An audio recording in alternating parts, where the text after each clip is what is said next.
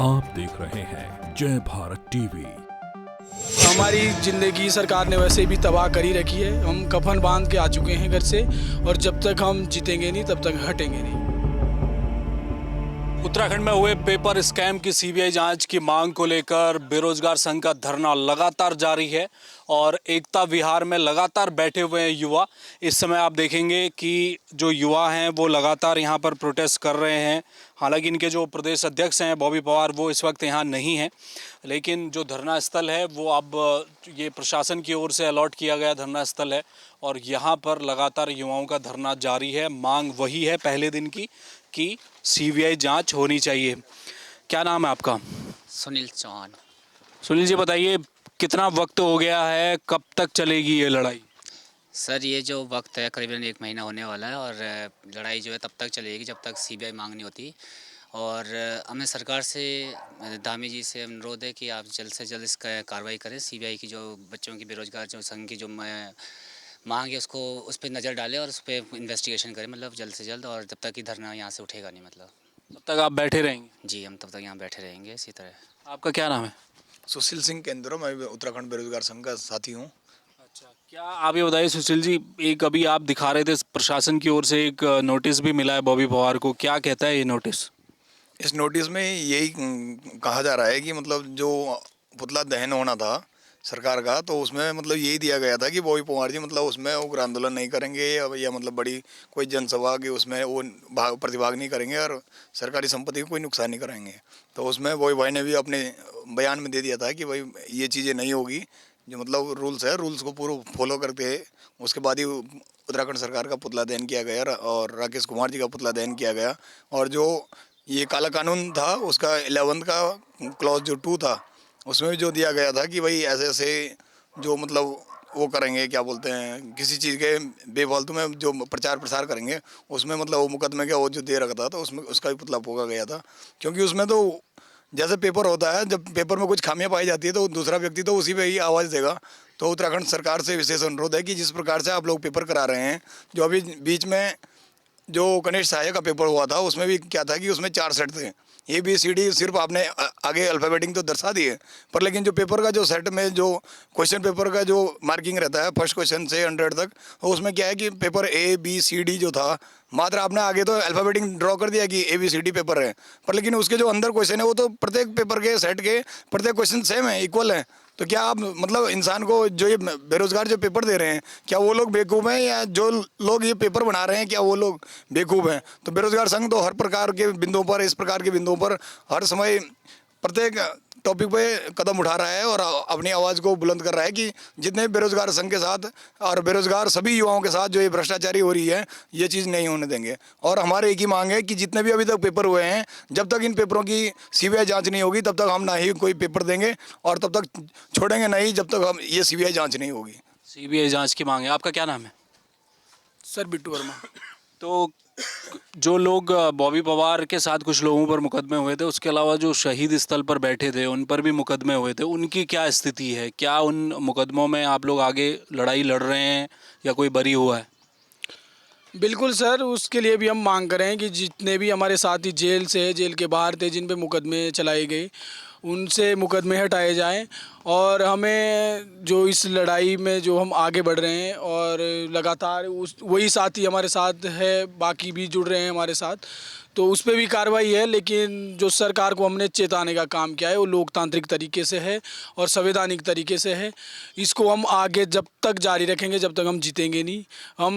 हमारी ज़िंदगी सरकार ने वैसे भी तबाह करी रखी है। हम कफन बांध के आ चुके हैं घर से, और जब तक हम जीतेंगे नहीं तब तक हटेंगे नहीं।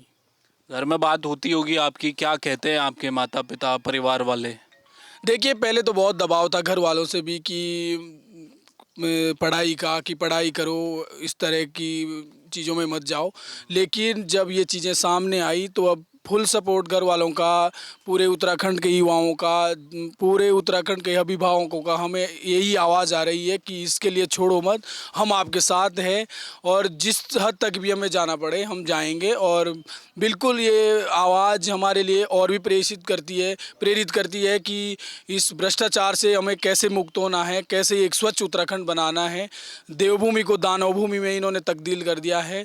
तो ये बहुत दुर्भाग्य है हमारे उत्तराखंड का कि जिस प्रकार से हमारे महापुरुषों ने, इस उद्देश्य से हमारे महापुरुषों ने उत्तराखंड को दिया था, वो उस उत्तराखंड में क्या चीज़ें हो रही है। एक निम्न स्तर के अधिकारी से लेकर एक उच्च स्तर के अधिकारी से, और एक निम्न स्तर की परीक्षा से लेकर उच्च परीक्षा तक धांधली और हर परीक्षा दागी पाई जाती है। तो ये बहुत दुर्भाग्यपूर्ण है और इसमें अब जो आवाज़ है पूरे उत्तराखंड से आ रही है। इसलिए हम 70% तक हम ये लड़ाई जीत चुके हैं और इसको हमने एक दिन 100% तक पहुंचाना है। 100। क्या नाम है आपका? मेरा नाम हिमांशु सिंह चौहान है, प्रोल्ला विधान। तो ये बताइए हिमांशु कि अब ये लड़ाई कहाँ जाने वाली है, क्योंकि सरकार कह रही है कि हाई कोर्ट के जज को लिख दिया है, उसकी निगरानी में जांच होगी। एसटीएफ ने, एसआईटी ने कई लोगों को गिरफ्तार किया है, जो लोग दोषी आरोपी हैं इसमें, वो जेल में भी हैं, कुछ लोग भले ही बाहर आ गए हैं। तो ये लड़ाई कहाँ तक ले जाएंगे अब आप? देखो, हमारा तो पहली बात तो ये है कि जो ये लड़ाई हमारी जो 8 तारीख से जो स्टार्ट हुई थी, जो 8 को इनने रात्रि को जो हमारे साथ दुर्व्यवहार किया था, जो उसका परिणाम ही ये है कि ये लड़ाई अब निरंतर चलते रहेगी। और हमारा प्रयास और प्रयत्न यही है कि जो हमारी सीबीआई हाई कोर्ट की निगरानी, हाई कोर्ट के जो जुडिशरी हमारे जज हैं उनकी निगरानी में सीबीआई जाँच करवा के रहनी है और इसको अंतिम चरण तक हम इसको मतलब करवा के रहेंगे। और यही हमारा मकसद है। और जो बेरोज़गार युवा है उनके साथ इंसाफ कराना है। और जो उत्तराखंड में जो आप देख ही रहे हैं, जो इतनी धांधली बढ़ गई है, और उसको भी हटाना और एक नई रूपरेखा देनी है उत्तराखंड को। जो उसका भविष्य है उसको एक संवारने का काम करना है। और जो हमारे साथ धामी सरकार कर रही है, आप यहाँ की व्यवस्था से देख लो, हम तो कोशिश कर ही रहे हैं कि सीबीआई जांच हो, पर जिस प्रकार का धामी सरकार हमारे साथ कर रही है, कोई सुविधा नहीं, मूलभूत सुविधा नहीं। धरना स्थल हमको यहाँ पे दे रखा है, इसके किनारे क्या उसका नाम जंगल के बीच में दे रखा है, कोई उचित जगह भी नहीं दी है, न पानी की व्यवस्था है, न कुछ ऐसी जो मूलभूत सुविधा है वो बिल्कुल नहीं है। और यहाँ पर अब गर्मी भी आ गई है और मच्छरों का भी कई चीज़ें हैं, बीमारियाँ, तो उस चीज़ में भी सरकार को सोचना चाहिए और कुछ उसके लिए भी निर्णय ले, ताकि हम इस लड़ाई को निरंतर और थोड़ा जोश के साथ सीबीआई जांच करवा सके हाई कोर्ट की निगरानी में। चलिए, तो जो ये एकता विहार है शहर से थोड़ा बाहर है, सहसदारा रोड के करीब है और यहाँ पर प्रशासन ने इन्हें इजाज़त दी है। अब सवाल इनका ये है कि यहाँ पर मूलभूत सुविधाएं नहीं है, पानी की व्यवस्था नहीं है, गर्मी का मौसम अब लगातार बढ़ रहा है और इस वक्त भी इस टेंट के नीचे काफ़ी गर्मी है। और अब जैसे जैसे दिन बढ़ेगा या फिर आने वाले दिनों में और भी गर्मी बढ़ेगी। अब इनकी मांग तो ये है कि थोड़ा व्यवस्थाएं होनी चाहिए, लेकिन जिस सरकार के ख़िलाफ़, जिस सरकार के लिए लड़ाई लड़ रहे हैं, जिसके खिलाफ सड़कों पर बैठे हैं, उसी सरकार से उम्मीद है कि वो व्यवस्था कर दे। वो कितनी हो पाएगी कहना मुश्किल है, लेकिन बहरहाल पिछले 1 महीने से लगातार युवा अपने घरों से दूर हैं। और जैसा कि अभी हमने एक युवा साथी से बात की, तो वो इस बात को कह भी रहे थे कि शुरुआत में एक परिवार के लिए बहुत मुश्किल होता है कि घर का जवान बेटा अगर इस तरह से सड़कों पर जाकर आंदोलन करेगा तो उसके भविष्य का क्या होगा। लेकिन उस भविष्य को देखकर परिवार वालों ने भी शायद यही बात को महसूस किया कि जिस तरह से एक के बाद एक स्कैम आ रहे हैं, तो कम से कम युवाओं को अपनी आवाज़ तो उठानी चाहिए।